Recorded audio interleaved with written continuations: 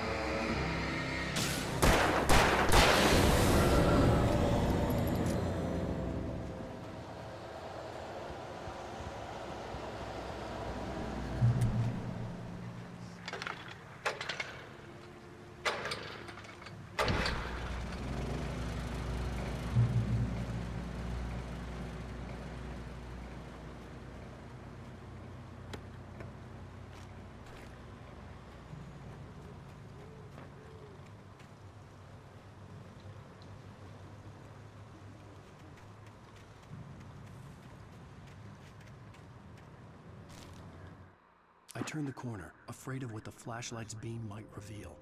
Suddenly, a roughly painted symbol of a torch glowed in the light. Behind it, hidden by a rock, sat a battered metal trunk. It was here for a reason, packed with supplies, batteries, flares, ammo, things you need to make it through the darkness of the night. Something left behind by someone who knew what I knew, and more.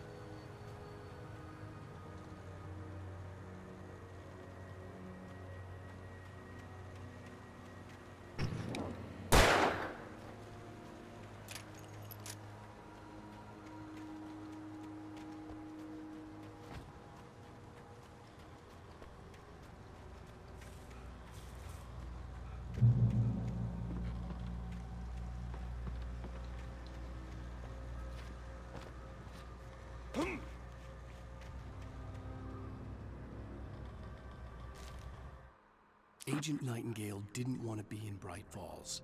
These little communities revolted him, and he didn't like the trees or the coffee. He now knew that impossible horrors lurked behind the storefronts and smiles.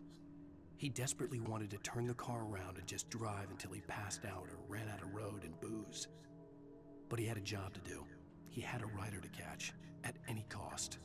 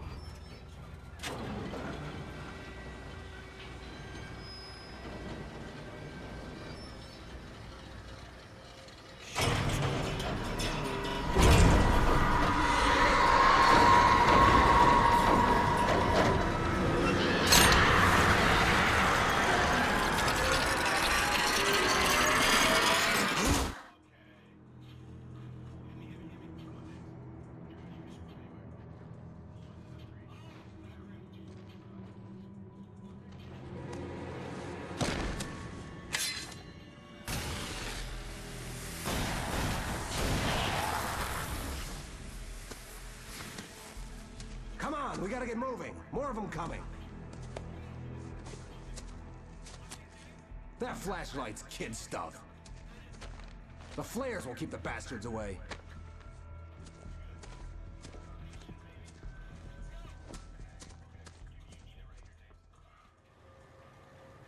You can see them too? Hell, of course I see them. Come on, we gotta move. Why? Because that's the way the story goes. Yeah, but Let's move! I lost my gun back there. Oh, I've got a gun. Just keep that light steady on. It took a moment, but then I recognized him. He'd been on the ferry when I first arrived here with Alice. He knew my name. We were headed in the direction of Lover's Peak. There was no way this was a coincidence. He was the kidnapper. Come on, Wake! You better keep up.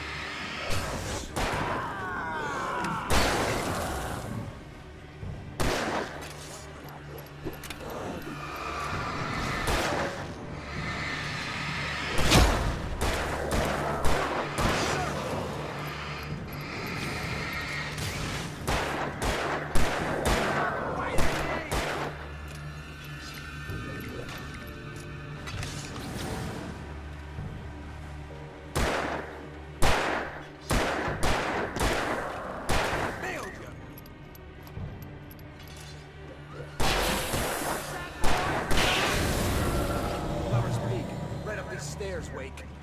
Use the flares from the emergency box to hold them off while I get these boards off. Give me the gun.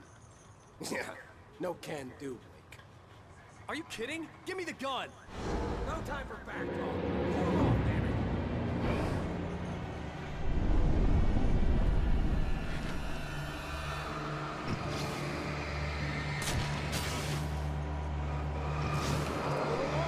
Pull them off, damn it.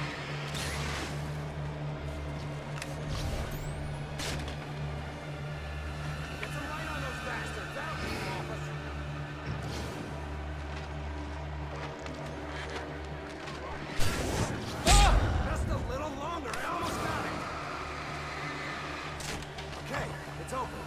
Move it or lose it.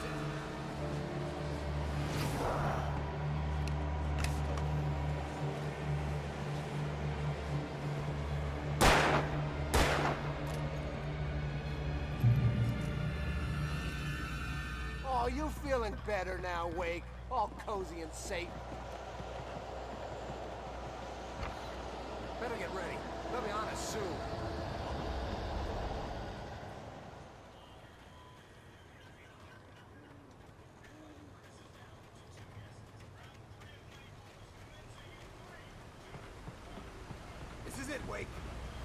stand. There's more players here.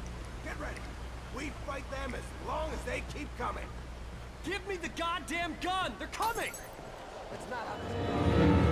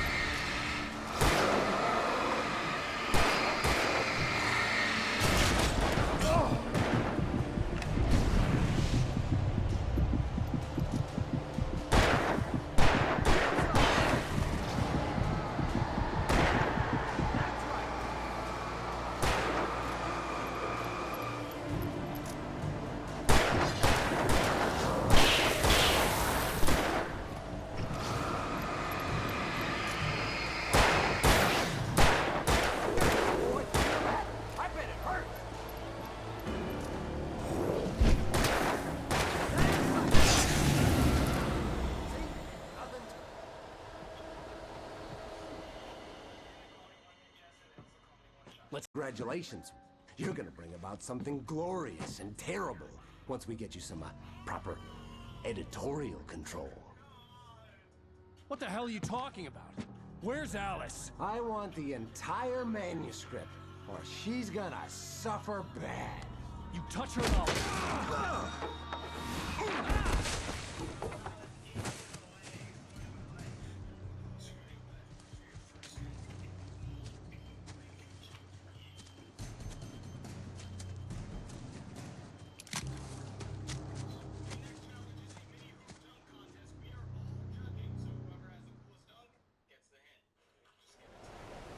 You're gonna give me the manuscript, or you'll be sorry. No! Come back here! I swear I'll kill you if you hurt Alice! Do you hear me? Come back here! He had Alice, and he wanted the manuscript because he thought it held some magical power. But I had no manuscript to give him. I had to get back to Barry and figure out my next move.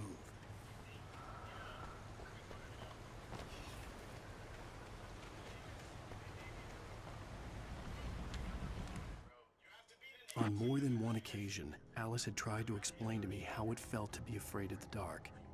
To her, darkness wasn't simply the absence of light, but something more tangible than that. It was something you could touch and feel.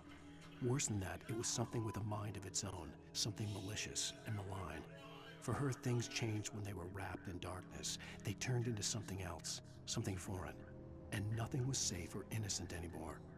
I'd never really understood what she meant, until now.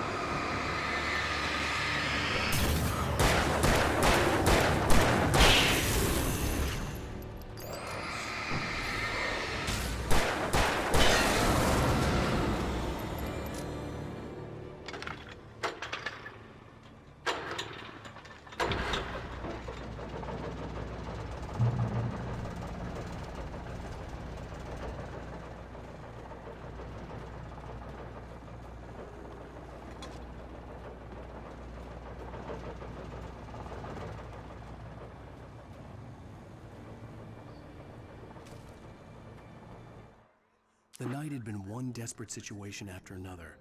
I was exhausted, and my body felt as though it had been chewed up and spat out. The flashlight was heavy in my hand, and each pull of the trigger sent a painful shock up my arm. But I was finally out of the woods, and things were looking up. That's when I heard the chainsaw.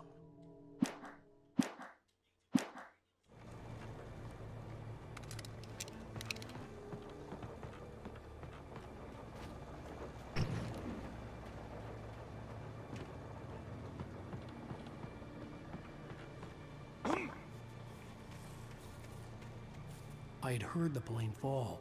It made no sense. It was clear that it had just fallen here, but it was very old and obviously hadn't flown in decades. Looking at it sent a shiver down my spine.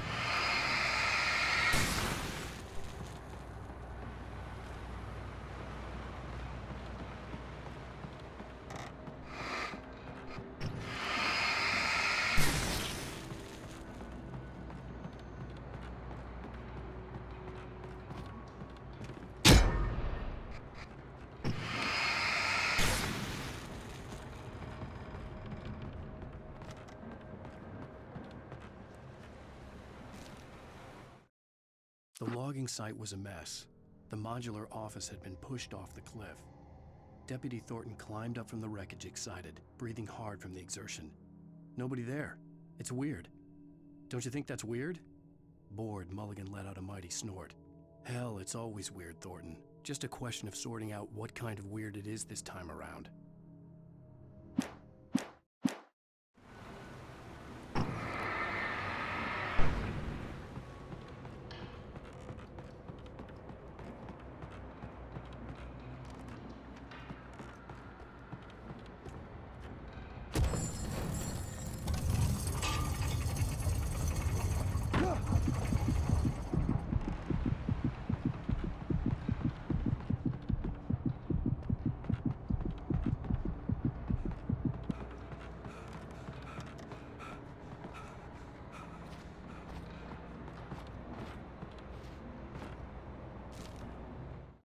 When Barry saw the darkness attack the visitor center, it made him a believer. The men Al said he'd shot, they hadn't been just locals on crank. Somehow the world had changed, like the channel had been switched without warning. You think you're watching a sitcom, and you're really watching a horror show. When the birds started attacking the cabin, Barry wasn't surprised, just terrified.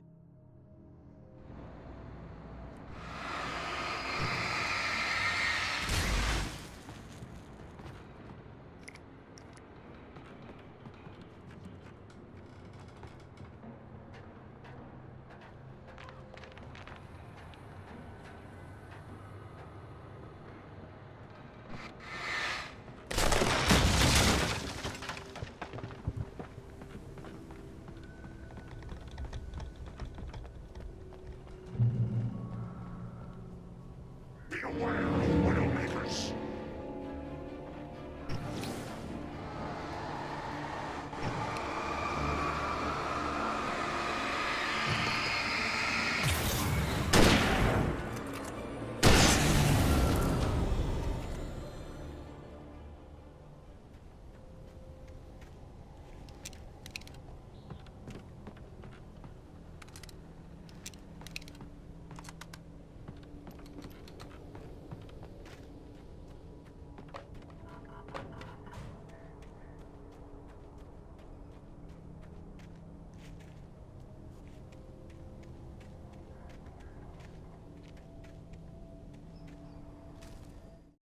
Shadows stirred and the wind picked up as I ran through the forest.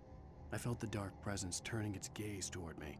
Then the moonlight was blotted out by dark shadows that raced violently across the ground, moving too swiftly to be natural. Darkness gathered between the trees and melted again to reveal the Taken. No natural path had brought them here.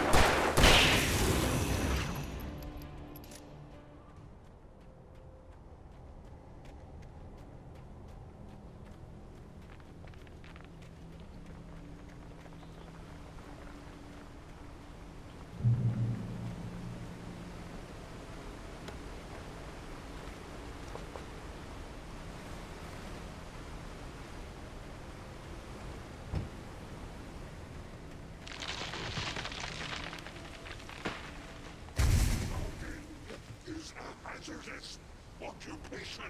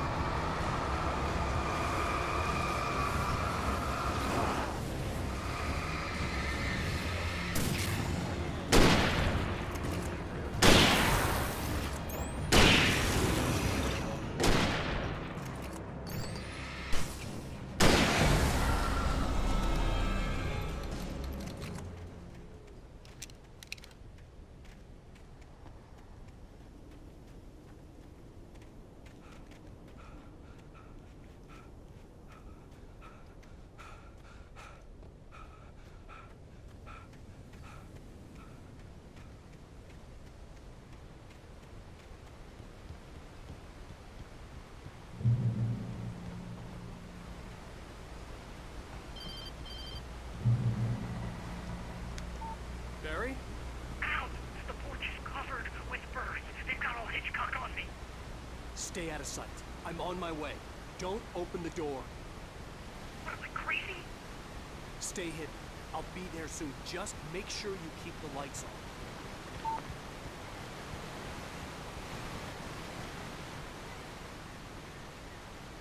I still had to reach Barry at the cabin, but at least I was out of the woods.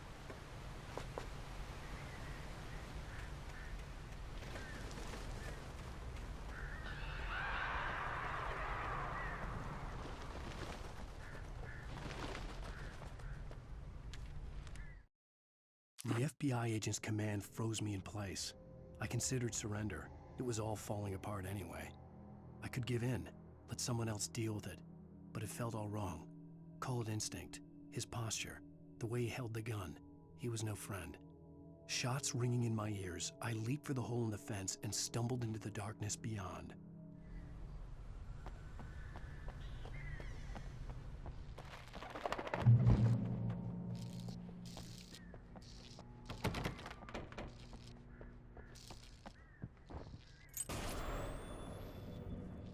A story is not a machine that does what you tell it.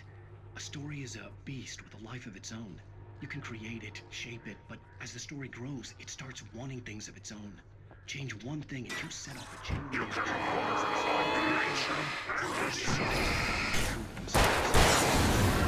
Which fits the story. A single flaw and the magic is gone. The story dies. Alice dies.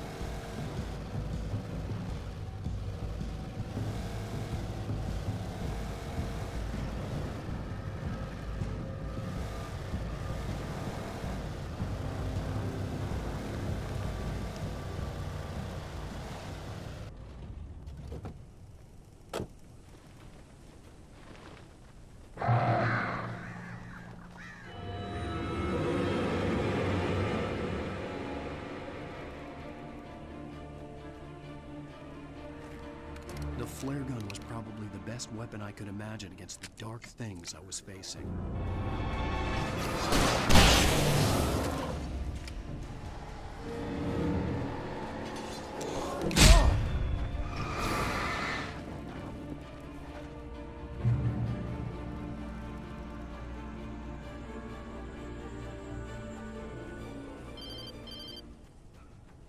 It was the kidnapper. You son of a bitch! Where's my wife? Enough horseplay, Wake.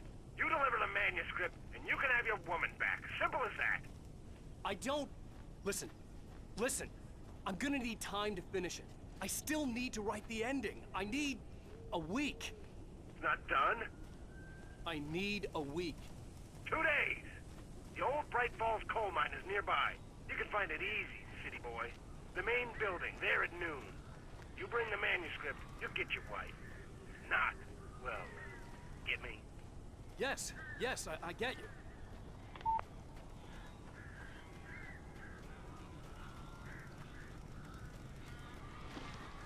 Barry had talked about birds over the phone.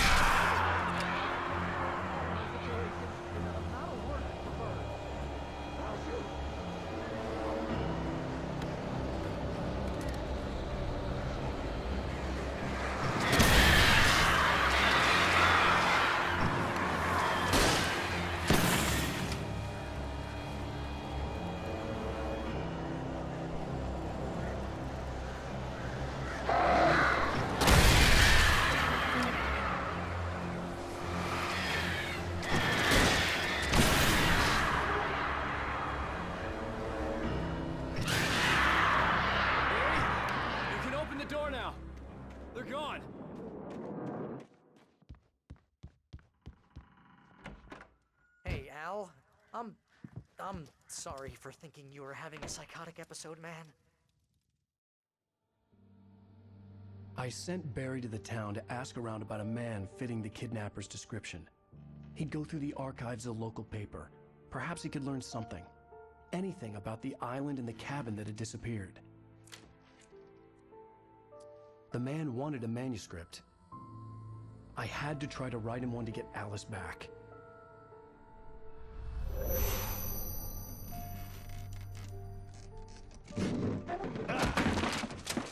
For me, the supernatural had always been nothing but a metaphor for the human psyche, a tool to use in writing fiction.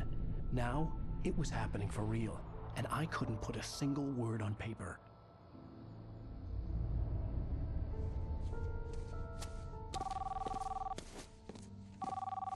Barry Wheeler speaking. This is Rose. Rose? I found Mr. Wake's pages. Oh, you sweet, brilliant girl. Could you and Mr. Wake come get them? I live in the trailer park outside the town. We'll be there in less than an hour. Bye now. See you soon. Have a great day. Hope you come back soon. Welcome to the Oh Dear Diner. Good girl.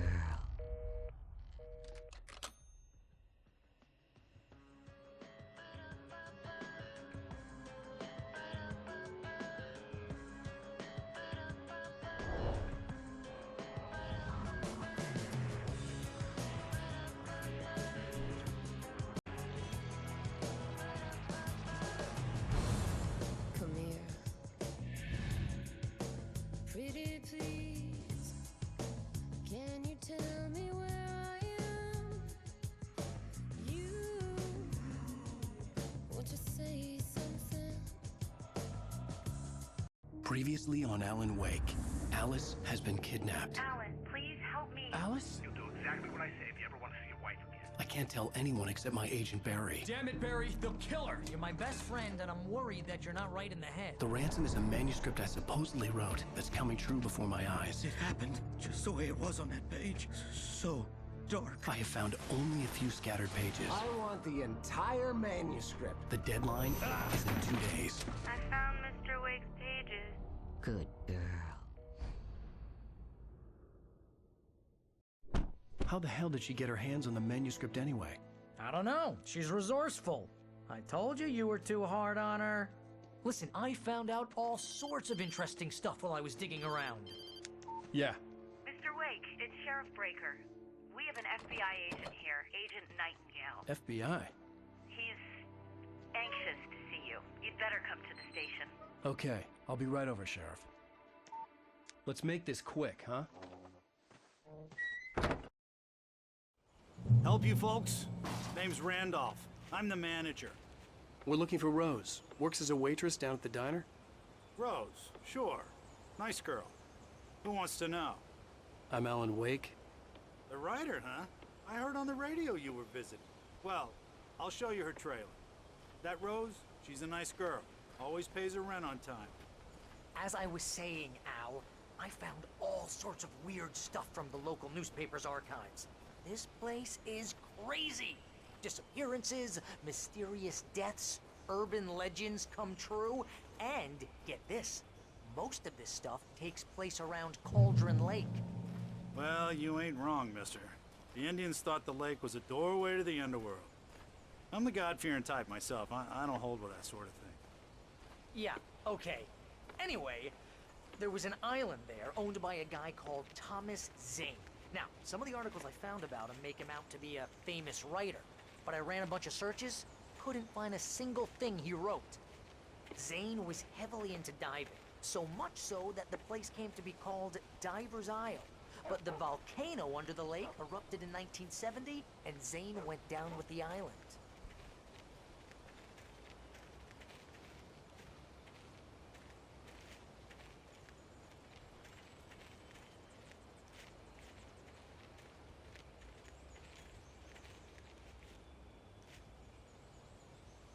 It gets better.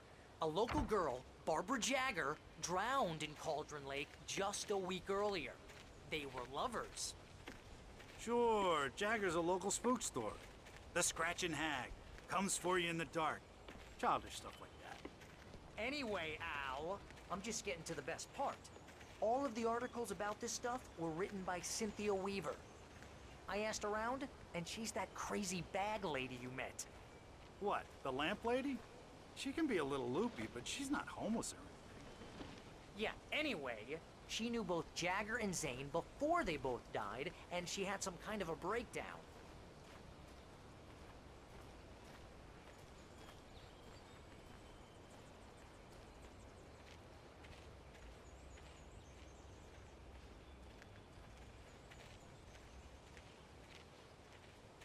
Well, mister, this here's Rose's trailer.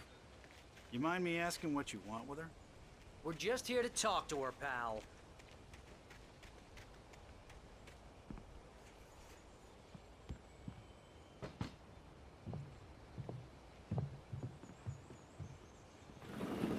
Welcome to...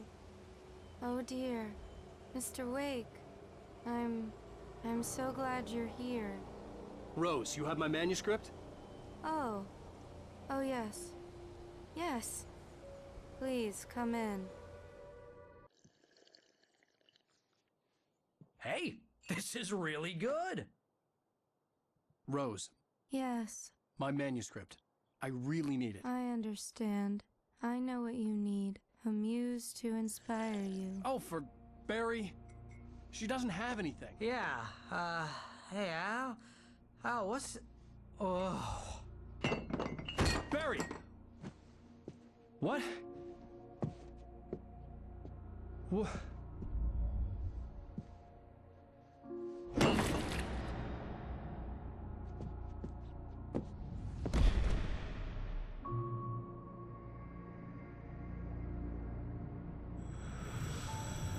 It's coming for you, hiding in my barber's skin. I'm too weak to stop it. You must turn the lights on. I promised I'd come visit you and your lovely wife. You must finish what you started. I insist. You must turn the lights on. Turn the light on. Back to work, boy.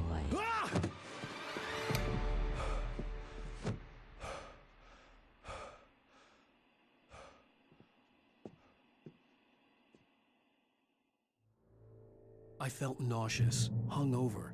Only anger kept me going. I can't tell reality from dream anymore, but it seems I have an imaginary editor to help me. She's an old woman in a funeral dress. I call her Barbara Jagger. She's very strict. I'm writing faster and faster. My manuscript is being heavily revised. The edits are getting very aggressive, and each day Rose took a day from me. I had less than 12 hours left to meet the kidnapper. All I could do was get Barry into the car, work something out once I got on the road. Welcome to the Oh Dear Diner. What can I get you today?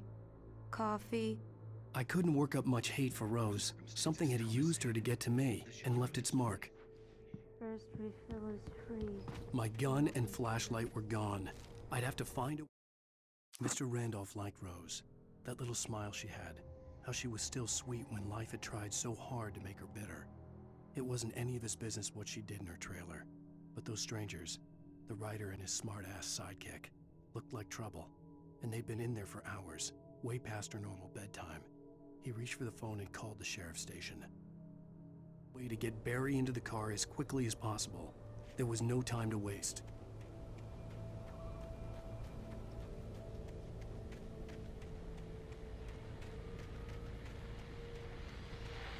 I just stepped outside to catch a breath of fresh air. Let me tell you, the weather's getting heavy. Nights like this make me especially glad I'm here talking to you and not home in bed. Once the weather takes a trip.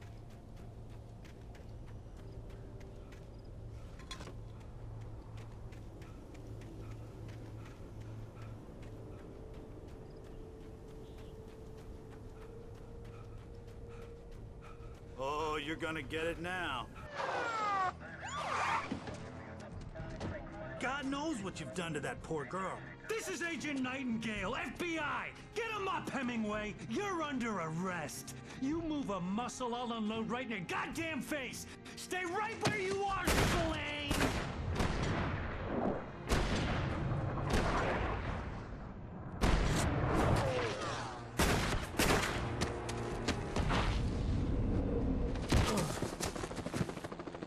What are you? I'm standing right here, you goddamn maniac!